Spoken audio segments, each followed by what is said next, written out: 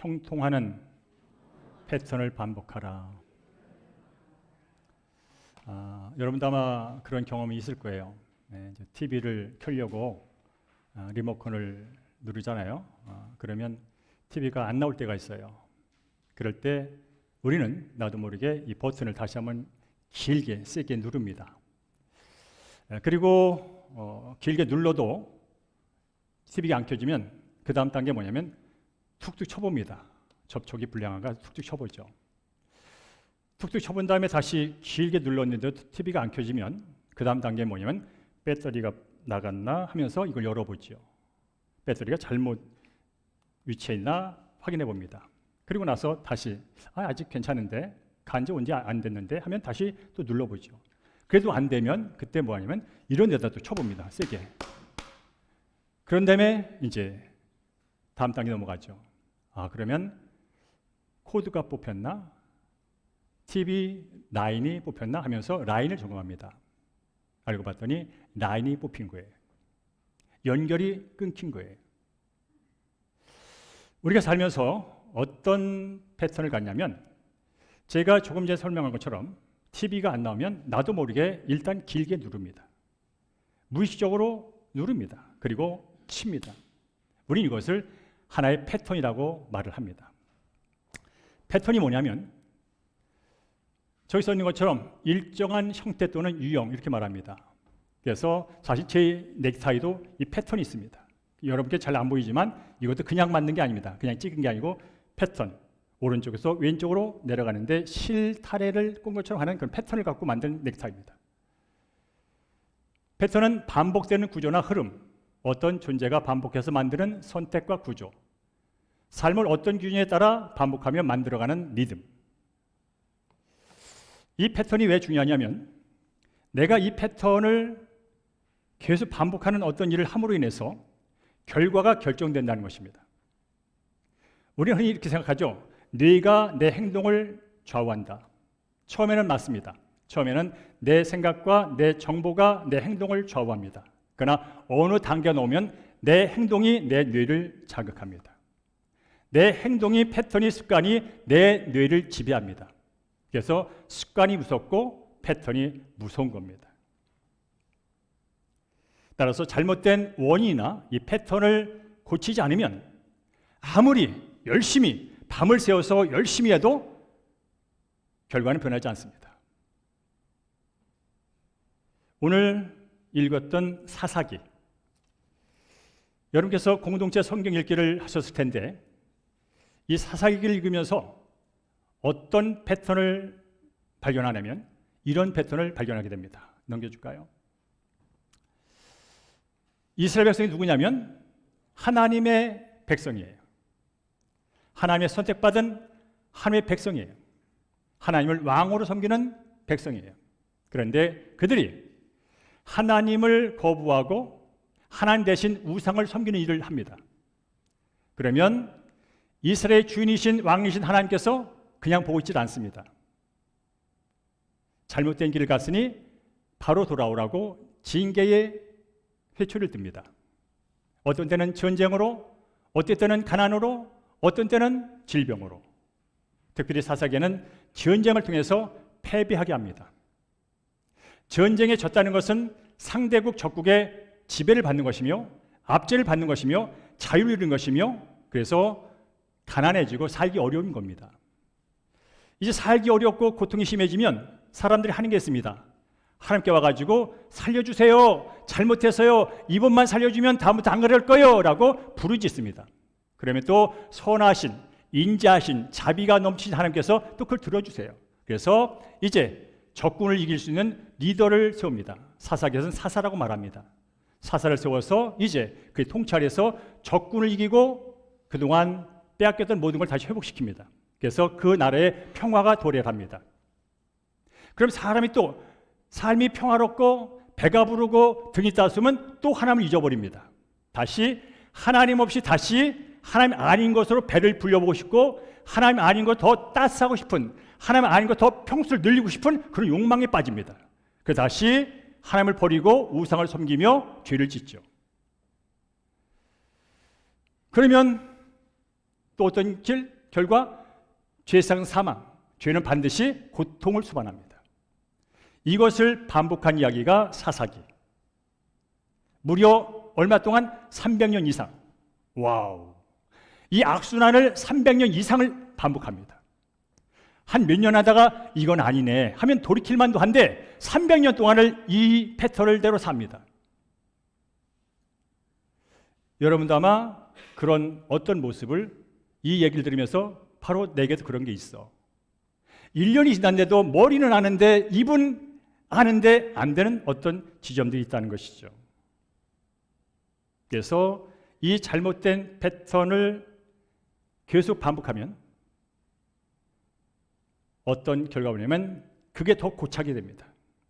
고착이 됐다는 것은 더 해결의 기미가 멀어진다는 뜻이에요. 그리고 결국 문제를 확대시키고 말죠. 오늘 그래서 이 패턴에 대한 이야기를 함께 하길 원합니다.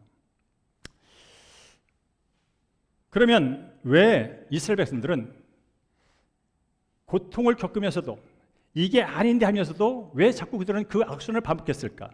그 점에 대해서 성경은 이렇게 말을 해줍니다. 그 여러분 밑에 있는 것처럼 함께 읽어볼까요? 그때에 이스라엘에 왕이 없었으므로 사람이 각기 자기의 소견에 옳은 대로 행했다. 자기 소견에 옳은 대로 행했다.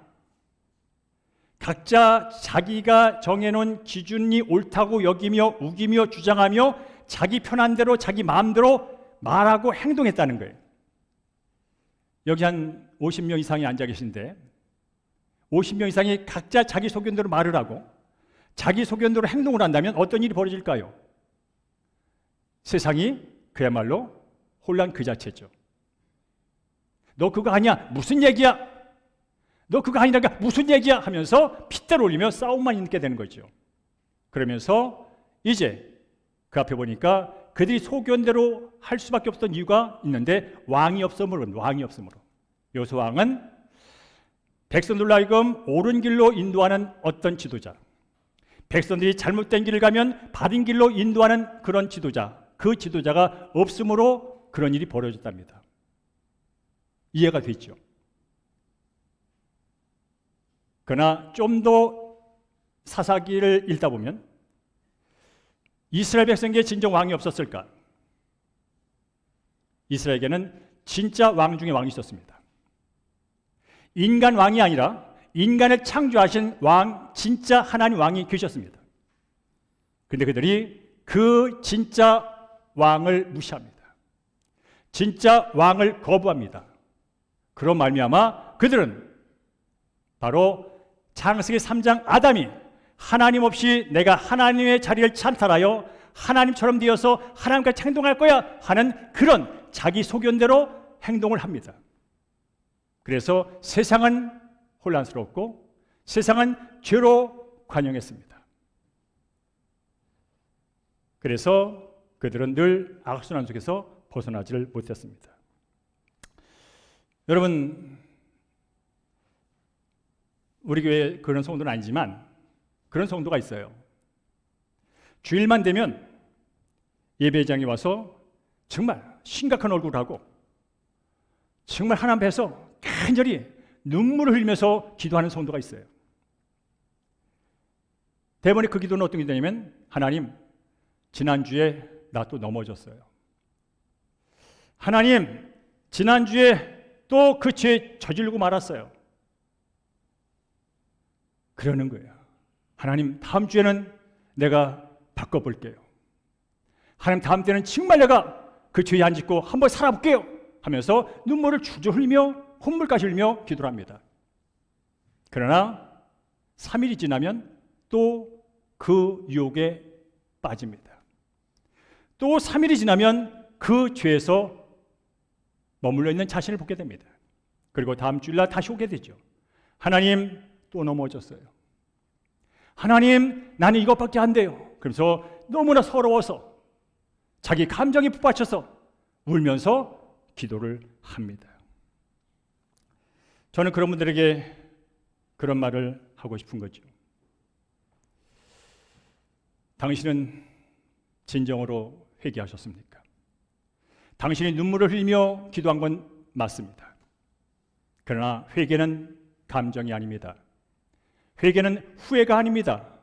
회개는 돌이키는 겁니다. 아무리 같은 패턴, 같은 자리에서 눈물 흘리고 해보겠다고 결단하지만 당신이 방향을 틀어서 반대로 걸어가지 않는 이상 당신은 계속 그 자리에서 날마다 그 죄를 질 것이며 머리로 이성적으로 합리적으로 판단하고 분석할 것이며 결단을 할 겁니다. 어떤 때는 머리까지 깎을 겁니다. 그러나 당신이 방향을 바꾸지 않는 한 여전히 매일 와서 울 것입니다. 여러분, 회개는 후회가 아닙니다. 회개는 방향 전환입니다.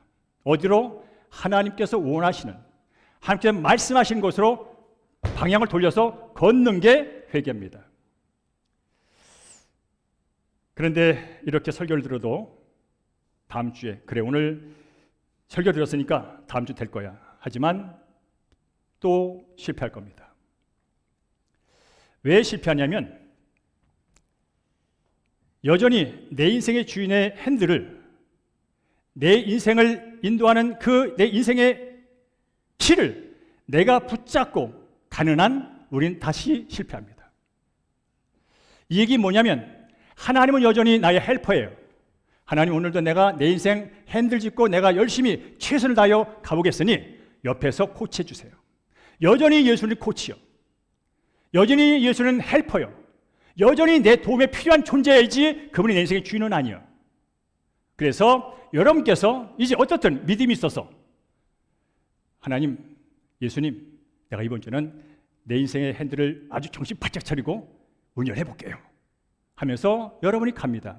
그런데 우리는 한계를 갖고 있습니다. 옛날에 찌든 패턴이 살아 있습니다. 머리는 오른쪽 하는데 발은 왼쪽으로 가는 패턴, 굳은 패턴이 나를 끌고 갑니다. 그때 성령의 감동이 오죠. 얘야, 오른쪽이라니까. 오른쪽이야. 그렇지만 내가 갖고 있는 패턴과 경험이 그걸 용납하지 않습니다. 결국은 또 내가 내 방법으로 틉니다. 결국 또 실패를 하게 되죠. 그래서 여러분께서 진정으로 뭔가 내용을 다룰 수 있지만, 그래, 이 고착된 삶의 패턴, 살리는 패턴, 번성하는 패턴, 기분 좋은 패턴, 평안의 패턴이 아니라 나를 찌들게 만들고 나를 병들게 만들고 나를 죄책감에 빠지게 만드는 그 패턴을 벗어나고 싶으면 먼저 주인을 분명히 하십시오. 내 인생의 주인이 내가 아니라 예수님이라면 내 인생의 핸들을 그분께 완전히 맡기십시오. 그분은 인공위성보다 내비게이션보다 분명히 높은 곳에서 전체를 보십니다. GPS 인공위성은 내가 출발점에서 도착 지점까지를 찍으면 그가 위에서 보면서 통계상으로 과학상으로 내게 지시해 줍니다. 그러나 진짜 하나님은 인공위성 GPS 위에서 나의 태어나기 전부터 태어나 죽은 후에 영원토록 나를 보고 계십니다. 내 갈 길을 아십니다. 그분에게 핸들을 맡겨도 문제 없습니다. 여러분, 믿으십시오. 주여 주여 입으로 얼마든지 말할 수 있습니다. 그래, 여전히 내가 핸들 잡고 예수를 주여 주여 한다고 인생이 바뀌지 않습니다. 그분에게 진정 여러분의 시간과 감정과 재능과 모든 삶의 여건들을 맡기십시오. 그럴 때 반드시 변화가 찾아옵니다. 자, 이스라엘 백성들이 하나님 앞에서 죄를 범합니다. 7년 동안 미디안의 압제에 처합니다. 그리고 그야말로 어떤 상황까지 도달하려면 제가 1절과 2절을 읽어드리겠습니다. 이스라엘 자손이 주님께서 보시는 앞에서 악한 일을 저질렀다. 그래서 주님께서는 7해 동안 그들을 미디안 손에 넘겨주었다. 미디안 사람의 세력이 이스라엘을 억누르니 이스라엘 자손은 미디안 사람들 때문에 산에 있는 동굴과 요새의 도피처를 마련했다. 한마디 말하면 미디안 적군이 쳐들어와서 완전 그날 쑥대밭을 만들어놨어요. 이제 도시에서 제대로 된 삶을 못 살아. 농사도 제대로 지을 수가 없어. 어디 삽니까? 목숨 하나 부지하려고 동굴에 들어가서 사는 동물 같은 신세가 됐다는 거예요. 왜? 하나님 앞에서 죄를 저질문을 원하면서 하나님 없이 내가 주인되어 뭔가 열심히 하면 될 것처럼 계속 했는데 그것이 결국은 죄의 문제로 귀착된 결과로서 그런 삶을 살게 됐다는 거예요. 그래서 그들은 부르짖었습니다. 간절히 부르짖었습니다. 6절에 보니까 이스라엘이 미디안으로 말미암아 궁핍함이 심한지라 이에 이스라엘 자손이 여호와께 부르짖었더라. 배고파도 너무 배고파. 동굴에 있으니까 낮이나 밤이나 어두워. 동굴에 있으니까 밖에 나가면 잡혀 죽을까 두려워서 농사도 못 짓고 하니까 먹을 게 없어 굶어 죽을 지경입니다. 할 것 딱 한 가지죠. 하나님 살려주세요. 하나님 살려주세요. 하나님 도와주세요. 그때 하나님은 들으십니다. 그리고 그 문제를 해결할 한 사람을 선택하죠. 그게 바로 기드온. 사사기 읽으신 분은 사사가 몇 분 있다는 걸 압니다. 여러분 잘 아는 삼손도 사사입니다. 드보라도 사사입니다. 입다도 있고요. 운니엘도 있고요. 어쨌든 그 중에 한 사람 이제 기드온을 선택하십니다. 그런데 여러분 이 기드온을 어디서 부르신지 아십니까? 오늘 본문에 보니까 포도주 틀 집에서 타작하는 그 기드온을 부르십니다. 다들 동굴에 숨고 요새 숨어서 머리카락 보일라 꽁꽁 숨어라 다 숨어 있듯이 기드온도 역시 그나마 곡식을 뿌리면 미디안 사람이 와가지고 씨를 흩어버리고 조금 꽃이 피면 꽃을 꺾어버리고 조금 그래도 남은 수확물이 있어가지고 몇 개 잘라가지고 이제 타작을 해야 되는데 대개 여러분 타작하려면 바람이 부는 날 언덕이라든지 호원이 뚫리는 곳에서 타작을 해야 됩니다. 그래야 알곡과 곡식이 쭉정이가 구분이 됩니다. 그런데 지금 바람 부는 날 호원이 누구나 볼 수 있는 언덕에서 타작을 못하는 거예요. 왜 못할까요? 들키면 죽을 수 있어서. 들키면 그나마 있는 이 곡식 뺏길까 봐. 그래서 어디요? 포도주 즙을 짜는 틀에서 숨어서 앉아서 안 보이게 하고 있다는 뜻이에요. 마음 같아서는 다른 사람 몰라도 나는 말이야 미디안 사람 두렵지 않아. 째째게 겁쟁이같이 목소리 끌고 있어 하면서 하는 게 아니라 이 미디안이 들키면 죽을까 봐. 그 좁은 포도주 넣고 집 밟는 그 틀 속에 들어가가지고 쭈그려 앉아갖고 이삭을 타작을 하는 거예요. 근데 하나님이 거기를 찾아왔다는 거예요. 키도 크고 많이 배웠고 담대하고 뭔가 리더십이 있는 것처럼 보이는 그런 사람을 찾아온 것이 아니라 들키면 나 죽어, 들키면 나 죽어 하면서 쭈그려 앉아가지고 이삭을 따는 그 사람을 찾아왔다는 거예요. 그러면서 이렇게 말씀을 하십니다. 우리 함께 12절 14절 스크린 있는 거 있습니다. 시작. 여호와의 사자가 기드온에게 나타나 이르되 큰 용사여 여호와께서 너와 함께 계시도다. 너는 가서 너의 힘으로 이스라엘을 미디안의 손에서 구원하라 라고 말씀하십니다. 겁쟁이라고 불러도 누구 하나 이를 탈 수 없는 그런 상황에서 여호와의 사자 천사는 말합니다. 큰 용사여. 들키면 죽을까 봐 겁이 나서 쭈그리고 앉아가지고 이삭을 훑고 있는 그 사람에게 큰 용사라고 말합니다. 어떤 면에서는 말 장난 같기도 하고 어떤 면에서는 조롱 같기도 합니다. 그러나 하나님이 이렇게 말씀하신 것은 현재 겁에 질려서 쭈그리 앉아서 아무런 가망성이 없는 것처럼 보이는 기드온을 하나님은 큰 용사로 보고 계시다는 거예요. 하나님이 기드온을 통해서 행하실 위대한 일을 하나님은 그 시각으로 기드온을 보고 계시다는 거예요. 앞서 말했듯이 우리는 예수 믿기 전에 그런 패턴을 갖고 있습니다. 최소한 반장을 하려면 이 정도는 돼야 돼. 최소한 회장을 하려면 이 정도는 돼야 돼. 최소한 대통령이 되려면 이 정도는 돼야 돼 하는 이 정도의 패턴이 있습니다. 그래서 여러분이 생각하는 이 정도 패턴에 합당한 사람을 찍습니다.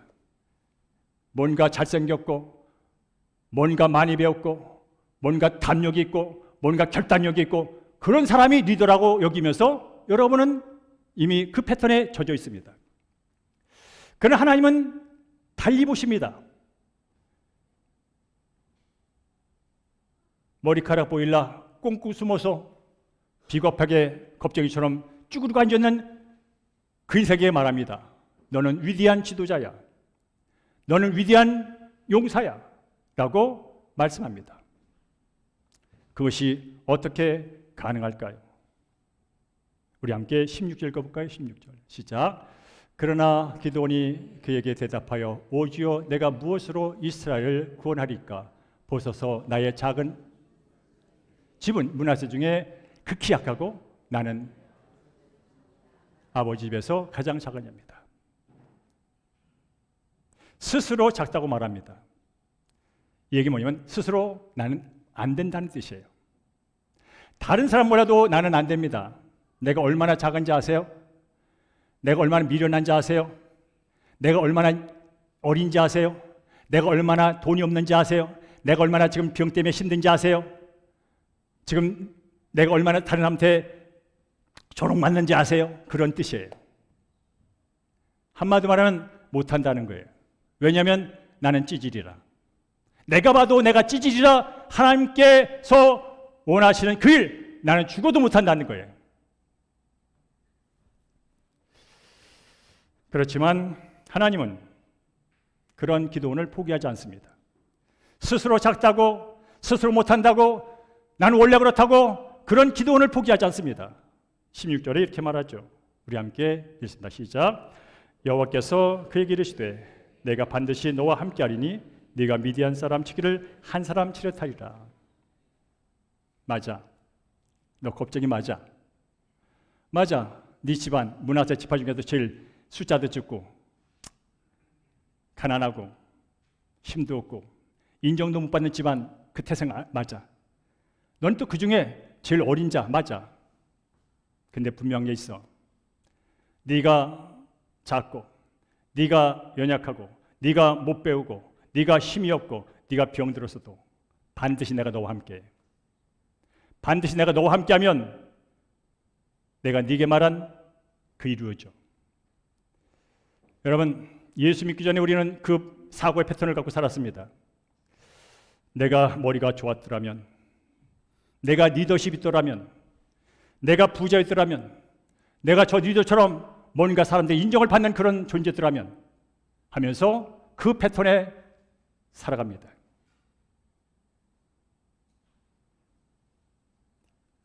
모든 것이 나 중심, 내 수준, 내 능력, 내 지식, 내 경험 이게 다입니다. 그래서 조금 남보다 나면 우쭐하고 남보다 못하면 주눅 들고. 그러나 그 패턴이 예수를 믿고 하나님의 백성이 됐습니다. 하나님의 백성이라는 것은 하나님이 함께하는 자란 뜻입니다. 저와 여러분이 믿는 하나님이 어떤 분입니까? 천지 만물을 창조하신 전지전능하신 이 세상의 모든 것을 가능케 하시는 죽은 것을 살리시는 물을 유로 바꾸시는 능력의 하나님인 줄로 믿습니다. 그래서 예수 믿고 여러분 사고의 틀을 바꾸십시오. 예수 믿기 전에는 나는 맞아요. 가난한 사람, 아픈 사람, 병든 사람, 찌질한 존재 맞아요. 그래서 나는 아무것도 할 수 없어요. 그러나 그런 자가 예수를 믿고 하나님의 자녀가 됐어요. 하나님이 영원토록 떠나지 않고 버리지 않고 포기하지 않고 너와 함께하며 너를 도와주며 너는 내 것이다. 내 소유가 네 것이다. 라고 말씀하신 그분의 자녀가 됐다고요. 똑같이 생각하면서 사십니까 여러분? 여전히 교회를 나와도 수십 년을 다녀도 직분을 받아도 여전히 나는 가난합니다. 그래서 못해요. 하나님 너는 여전히 약합니다. 그래서 못해요. 여전히 나는 바쁩니다. 그래서 못해요. 난 여전히 성경을 모릅니다. 그래서 못해요. 여전히 그렇게 예수 믿고 교회 다니지 않습니까? 패턴을 바꾸지 않는 한 사고의 패턴을 바꾸지 않는 행동의 패턴이 바뀌지 않습니다. 행동의 패턴을 바꾸지 않는 한 열매는 그 타령 그 모양입니다. 지금 이 시간 같은 실수, 같은 우애, 같은 불안, 같은 죄 패턴에서 지난 한 주 동안도 나는 원래 이런 사람이야. 난 늘 여기서 무너져. 라는 고백을 한두 번 했을 겁니다. 저도 했습니다. 저도 무너지는 지점이 있습니다. 저도 지난주에 무너지는 지점에서 또 무너졌습니다. 하나님, 또 무너졌네요. 저도 그 지점이 있다니까요, 여러분. 그러나 성경은 우리에게 이렇게 말씀합니다. 넘겨줄까요? 위에 있는 것부터 읽습니다. 시작. 예수 그리스도는 인간 스스로 끊을 수 없는 그 패턴을 끊기 위해 오셨다. 여러분, 죄인인 인간은요 스스로 죄 사슬을 못 끊습니다. 공부를 많이 하면 여러분 내면 속에는 죄성이 끊어지던가요? 돈을 많이 벌어서 지평수를 늘리고 은행에 잔고가 높여지면 여러분의 마음속에는 죄고리가 끊어지던가요? 어쩌면 그걸 가지고 죄가 더 장난을 칩니다. 없으면 없는 대로, 있으면 있는 대로 장난을 칩니다. 인간은 스스로 죄의 고리를 못 끊습니다. 죽음의 고리를 못 끊습니다. 내 잘내면서 사는 그것을 못 끊습니다. 그래서 인간 스스로 못하니 하나님이 인간의 몸을 입고 이 땅에 오셨습니다. 왜요? 죽음의 사슬을 끊으려고. 죽게 만드는 근본원인 죄의 원인을 끊게 하시려고 그분이 이 땅에 오셨습니다. 그리고 2000년 전에 십자가와 부활을 통해서 그것을 성취하셨습니다. 이게 복음입니다. 여러분, 이걸 믿으셔야 합니다. 이걸 믿는 게 예수를 믿는 것이고 이걸 믿는 게 천국 가는 겁니다. 예수님은 죄고리를 끊어 반복을 멈추게 하셨습니다. 그것은 제 경험이 아닙니다. 제가 신학을 해보니까 경험해보니까 그렇다고 제가 정의한 정의가 아닙니다. 성경에 있는 말씀입니다. 예수님은 죄의 종이 되어서 죄의 굴레에 매여서 죄가 죄인도 모르며 죄를 짓고 죄가 안 지은 것처럼 척하며 사는 인생들을, 그래도 영원히 지옥 불말에 떨어진 인생들을 하나님의 자녀 의의 종으로 바꿔놓으셨습니다. 예수님은 죽음과 고통의 사슬, 여러분 지금 아무리 이 세상에 정치가 발전하고 문화가 발전하고 경제가 융성해도 죽음의 고리, 고통의 고리를 못 끊습니다. 전쟁의 고리를 못 끊습니다. 분쟁의 고리를 못 끊습니다. 파당을 지어 싸울 뿐입니다. 내가 대통령이면 끊을 수 있다고, 내가 대통령이 되면 끊을 수 있다고 장담하고 표를 받지만 그가 죄를 저지릅니다. 그게 인간입니다. 그래서 예수님이 2000년에 이 땅에 오셔서 그 죄의 고리, 죽음의 고리, 고통의 고리를 끊으셨습니다. 그가 채찍에 맞음으로 나았다고 말합니다. 그가 찔림으로 우리는 평화를 누린다고 말합니다. 사랑 여러분에게 도전 한번 드리겠습니다. 우리는 예수 믿고 죄 중에서 의의 종이 되었습니다. 오늘 죽어도 영원한 천국에 갈 수 있는 천국에서 의와 평강과 기쁨을 누릴 수 있는 그런 자격을 얻었습니다. 그리고 누리게 될 것입니다. 그러나 중요한 것은 지금 누리는 거예요. 죽어서 완벽한 죄가 없는 곳에는 당연히 누리게 돼요. 그건 죄도 없고 전쟁도 없고 고통도 없고 눈물이 없으니까 당연히 이루어지게, 여러분 죽으면 당연히 예수 믿고 죽으면 누리게 돼요. 그러나 지금 죄 많고 갈등 많고 죽음의 경쟁과 죽음의 시기와 죽음의 분노와 죽음의 갈등이 이 만연한 이 곳에서 나는 진정 주님이 주시는 평안과 주님이 주시는 기쁨과 주님이 주시는 소망으로 오늘을 살고 있는가? 여러분, 아무리 내게 손에 금덩어리 100개가 있어도 이걸 사용할 줄 모르면 내 게 아니에요. 자랑은 할 수 있어요. 금덩어리 다 가졌다고. 그러나 금덩어리 갖고 굶어 죽을 수 있어요. 금덩어리를 팔아서 음식을 사지 않는 한 금덩어리 가졌다고 자랑할 수 있지만 자랑하다 죽어요. 예수 믿고 나는 예수 믿어 구원받았다고 자랑할 수 있지만 지금 이 시간 나의 주인 되셔서 나의 생명이 되셔서 나를 이끄시는 그분의 놀라운 역사를 내가 믿음으로 받아들이지 못하면 여전히 교회를 다녀도 패턴이 안 바뀌어, 생각이 안 바뀌어, 여전히 교회를 다녀도 여전히 늘 두려움과 불안과 우울과 교만과 그런 상태에서 벗어나지 못하는 거예요. 이걸 바로 누리지 못하는 거예요. 가졌는데 못 누린다는 거예요. 따라서 누림은 오직 믿음으로 하는 것이다. 그렇습니다. 이제 여러분에게 구체적인 패턴의 모습을 보여드리겠습니다. 넘겨드릴까요? 자, 여러분들이 예수를 믿기 전의 패턴과 예수 믿은 후의 패턴이 있어요. 첫째로 예수 믿기 전의 패턴은 세속의 패턴이에요. 죄를 짓습니다. 모든 사람이 죄를 범하며 의인은 놈이 하나도 없다고요. 나 살아생전 죄 한 번 지은 적이 없어. 손 들어보세요. 난 너보다 날전정 나는 죄 맞아. 이게 정직한 거예요. 우리는 죄를 짓습니다. 그리고 죄를 양심이 있기 때문에 압니다. 내가 잘못했구나. 그럼 후회를 합니다. 근데 중요한 것은 반복한다는 거죠. 죄가 뭔지 압니다. 양심이 꺼리껴서 후회도 하고 눈물도 흘리지만 다시 반복을 합니다. 왜냐하면 죄는 죄를 다스릴 수 없어요. 죄 때문에 슬퍼할 수 있어요. 죄 때문에 결단할 수 있어요. 그러나 죄를 다스릴 수는 없어요. 그래서 반복을 합니다. 그러나 하나님 나라의 패턴은 바뀝니다. 목사님 용서위도 죄를 짓습니다. 마음으로 짓고 생각으로 짓고 어떤 때는 말로 짓습니다. 그때 저는 성령과 말씀이 내게 꾸짖어 주십니다. 용서봐, 그거 아니냐니까? 분내기를 더디하고 말했잖아. 형제를 나가라고 바보로 말하지 말라고 그랬잖아.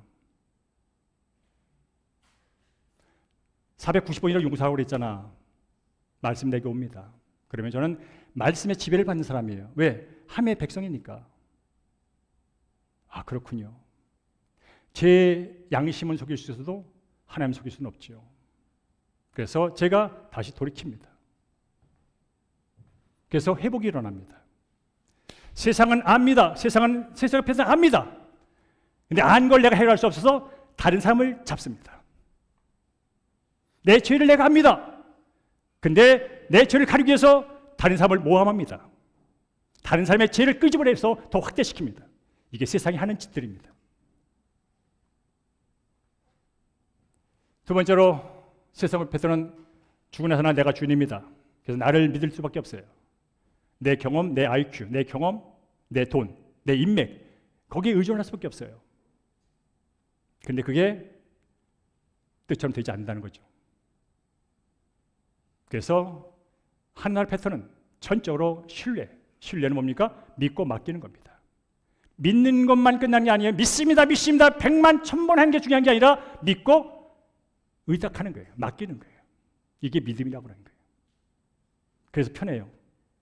내가 주인 되든 아무리 내가 돈 많고 내가 머리가 좋고 내가 그거 많아도 늘 새로운 일을 만나면 두려워요. 새로운 사람 만나면 불안해요. 그게 인생이에요. 그러나 내가 이제 인생의 주인을 하나님 품으로 내가 빠졌어요. 신뢰하는 것은 그분 앞에 내 인생, 내 생각과 사고와 내 경험과 내 시간과 내 재능과 모든 내 삶을 그분에게 풍덩 갖다 맡기는 거예요. 이 신뢰예요. 이보다 편한 건 없어요, 여러분. 3살짜리, 2살짜리 아이가 어릴 때 가장 편한지 아십니까? 어머니 품에 안길 때가 가장 편한 거예요. 하나님은 우리를 그렇게 부르셨어요. 우리는 내 스스로 나를 의지하여 통제하려니까 통제가 안 돼요. 나도 나를 모르는 내가 나를 통제하니 얼마나 힘들어요. 감정도 통제가 안 되고 일도 통제가 안 되고 나도 나를 통제 못하는데 내가 또 다른 사람 부인을 통제하려니까 남편을 통제하려니까 자녀를 통제하려니까 늘 갈등이요. 그리고 세속의 패턴은 은혜를 외면합니다. 모든 게 열심히 해야 돼. 노력한 만큼 되는 거라고. 물론 맞지요. 열심히 해야 됩니다. 노력해야 합니다. 그러나 여러분이 노력할 수 있는 것도 생명이기 때문에 그런 겁니다. 여러분이 애쓸 수 있는 것도 그날 한날의 시간이 내게 주어졌기 때문에 그런 겁니다. 여러분이 열심히 노력해서 성과를 낼 수 있는 것도 내게 건강이 있고 함께 일할 수 있는 사람이 있고 일할 수 있는 공간이 있고 내가 만든 거 아닙니다. 누군가에서 다 주어진 겁니다. 이걸 은혜라고 말합니다. 한나라 이전에는 늘 노력 중심입니다. 열심 중심입니다. 틀린 게 아닙니다. 그래서 힘들었습니다. 그러나 모든 게 은혜야. 야, 이렇게 아름다운 햇살이 비치다니. 야, 오늘 느티나무 잎사귀가 흔들리다니. 와, 발음이 이렇게 왜 시원해? 와, 오늘도 새끼를 먹을 수 있어. 오늘도 그 사람을 만나. 오늘도 일할 수 있어. 내가 일을 못하고 집에서 집구석에 처박혔다면 어떨까?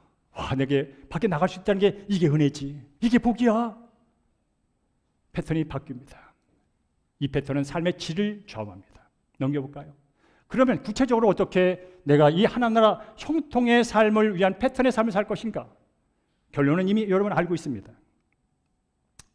이전의 패턴은요, 열심히 했어요. 열심히 했다니까. 여기 열심히 안 산 사람 없어요. 열심히 살았어요. 지금도 열심히 살고 계세요. 근데 하면 할수록 무기력해져요. 이상해요. 돈 있어도 무기력해요. 이상해요. 권력을 가져도 무기력해요. 이상해요. 노력해도 무기력해요. 그래서 자꾸 비교가 돼요. 그러다 보니 숨고 싶어요. 아닌 척하고 살고 있는 것뿐이에요. 그러나 새로운 패턴이 뭐냐면 힘들어도 주님이 계시니, 피곤해도 내 왕이 계시니 늘 그분한테 가는 거예요. 힘들면 힘든 대로, 지치면 진지 대로, 화나면 화난 대로 말씀으로 돌아가는 거예요. 그분 앞에 가는 거예요. 그리고 그분을 묵상하는 거예요. 그분과 대화하는 거예요. 그러면 참 진리신, 참 길이신, 참 생명이신 그분이 기록된 말씀을 통하여 성령의 감동을 해서 내게 말해 주세요.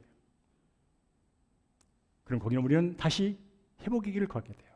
얘야, 그게 잘못된 거야. 바꿔. 회개 무슨 뜻 알지? 조난이야. 울고 질질 짜고 자책하는 게 회개가 아니야. 바꿔. 어떻게? 기록된 대로 바꿔. 여러분, 이전에는요, 어떻든 내가 주인이니까 주인 중에 주인 행사를 잘할 수 있는 게 뭔지 아세요? 감정이에요.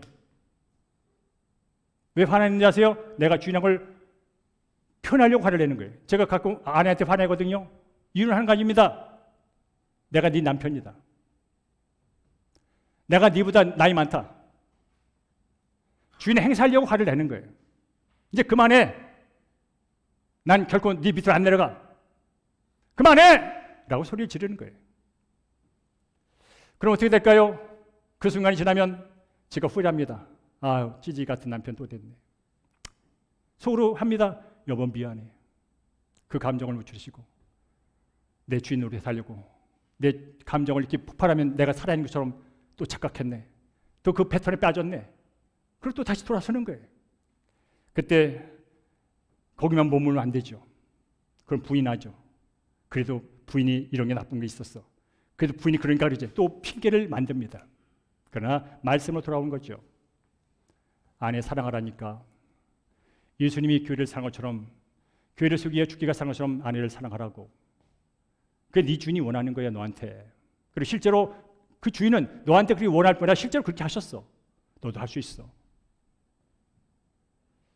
여러분, 아까 말했지만 이전 패턴은 노력 중심, 성과 중심입니다. 열심히 노력하십시오. 성과를 많이 내십시오. 그러나 이게 인생의 목적이라면, 이게 최종의 가치라면, 성과가 많으면 울줄될 겁니다. 그런데 또 실망합니다. 내 성과를 다른 사람이 인정하지 않는 것 때문에 기분이 나쁩니다. 성과가 또 열심히 노력했는데 밤을 새워서 한 달, 2년을 고생했는데 성과가 없습니다. 여러분 또 우울해질 겁니다. 또 자책할 겁니다. 또 IQ 탓할 것이고 흑수저 탓할 것이고 옆 사람 탓할 겁니다. 그러나 패턴이 바뀌었습니다. 어떤 패턴? 은혜의 패턴. 아유, 이것도 감사하지. 아, 이것도 감사하지. 이 정도면 얼마야? 그래도 그동안 내가 열심히 실패했지만 놓은 게 아니잖아. 잘 안 됐지만 내가 아무것도 아는 게 아니잖아. 여전히 난 누굴 만났고, 여전히 나는 살아있었고, 누군가 좋은 얘기를 했고, 누군가 좋은 일 했잖아. 아유, 다시 시작하면 되지 뭐. 아니, 내게 생명이 주어졌잖아. 시간이 주어졌잖아. 여전히 남편과 아내가 있고 자식 있잖아. 아직 일거리가 있잖아. 감사의 모드로 바뀝니다. 그리고 그거에서 다시 뭔가 얻었기 때문에, 선물을 얻었기 때문에 나눠주는데 익숙하지 않습니다. 나누는데 기쁨을 누립니다. 거저받은 것, 거저두는 게 맞으니까. 그러나 내가 성취하고 노력하고 얻은 것은 남에게 주기 어렵습니다. 어떻게 얻은 건데? 어떻게 노력한 건데? 마지막으로 여러분, 신앙생활, 신앙 패턴 말씀드립니다. 우리는 이 세속의 패턴과 신앙 패턴, 신앙 패턴이 중요합니다. 혼자 신앙생활하려고 애쓰지 마세요. 안 됩니다. 혼자 고상하게 할 수 있지만 안 됩니다. 공동체에 머물러 계십시오. 되나 안 되나 공동체에 머물러 계십시오. 되나 안 되나 여러분 모이는 곳에 기도하는 자에 있으십시오. 되나 안 되나 공동체 성경 읽으세요 여러분. 큐티하세요 여러분. 그게 답이면 어떡합니까? 성경을 안 읽고 어떻게 하나님을 아십니까? 그런 패턴으로 하나님 모릅니다 여러분. 성경을 읽을 때 하나님을 압니다. 하나님 암만큼 믿어지고 암만큼 누립니다. 암만큼 자신 있게 살아갑니다. 없어도 자신 있습니다.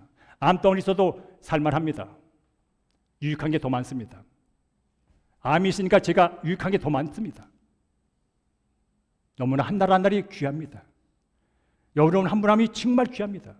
오늘 제가 이렇게 설교하는 게 여러분이 지루할지 모르지만 저는 엄청난 복입니다.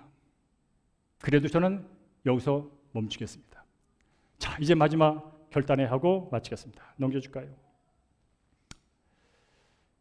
여러분, 기드온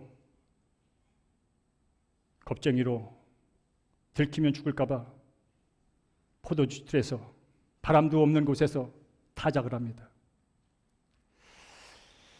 그때 와서 하나님의 천사가 말합니다. 큰 용사여, 지금 이 순간도 하나님은 저와 여러분을 지금 내가 갖고 있는 내 수준으로 나를 보는 것이 아니라 예수 그리스도를 통해서 저와 여러분을 보는 줄로 믿습니다. 모든 죄값은 예수님이 다 지불해놨습니다.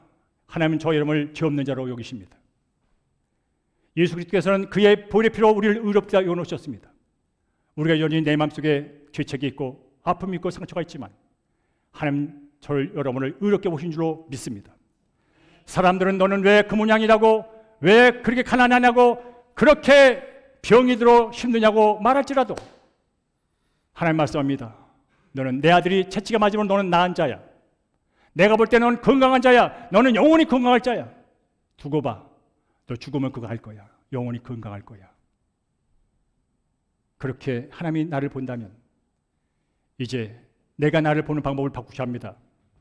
그동안 하나님이 없을 때 이전의 패턴은 나를 내가 가진 것, 내가 아는 것, 남의 평판으로 나를 봤습니다. 하나님은 그것을 보지 않습니다. 네가 어떻든지 나는 내 아들 예수를 통해서 너를 본다. 내 아들 예수가 너를 통해 너를 위대한 나의 자녀 만들기 위하여 이미 모든 값을 지불했기에 나는 어쨌거나 너는 나의 보배다. 너는 나의 사랑하는 어여쁜 자다. 난 너를 볼 때마다 내 가슴이 뚫린다. 너는 내 마음을 뺏어간 자야. 여러분 따라합시오. 나는 예수를 통하여 하나님의 마음을 빼앗은 자다. 아멘. 이게 바로 지금 여러분이 묵상하고 있는 아가서에 나오는 말입니다. 저는 이 본문을 묵상하면서 다시 한번 놀랐어요.